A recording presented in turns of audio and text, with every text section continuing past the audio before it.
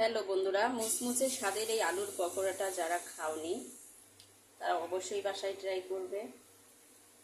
এটা খেতে কিন্তু খুবই স্পাইসি, একদম দারুণ মজার।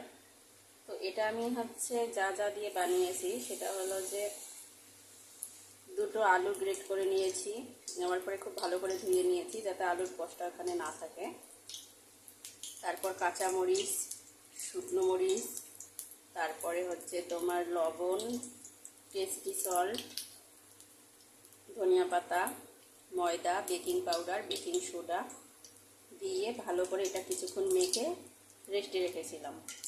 তো তারপর তেল গরম করে এটা এই যে তেলে ছেড়ে দিয়েছি, এখন ভাজা হচ্ছে। এটা কিন্তু কোনো রং ব্যবহার করিনি, অটোমেটিকলি লাল হয়ে যাচ্ছে, যেহেতু এখানে বেকিং পাউডার বেকিং সোডা আছে, যার কারণে এটা ভাজার পর একা থেকে লাল হয়ে যাচ্ছে।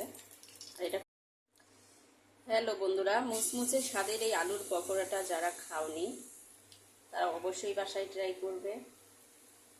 এটা খেতে কিন্তু খুবই স্পাইসি, একদম দারুণ মজার।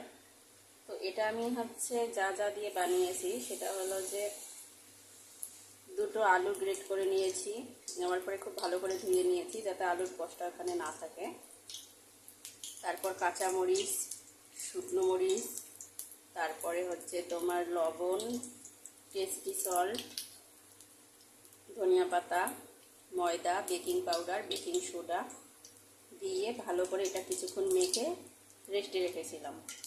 তো তারপর তেল গরম করে এটা এই যে তেলে ছেড়ে দিয়েছি, এখন ভাজা হচ্ছে। এটা কিন্তু কোনো রং ব্যবহার করিনি, অটোমেটিকলি লাল হয়ে যাচ্ছে, যেহেতু এখানে বেকিং পাউডার বেকিং সোডা আছে, যার কারণে এটা ভাজার পর একা থেকে লাল হয়ে যাচ্ছে।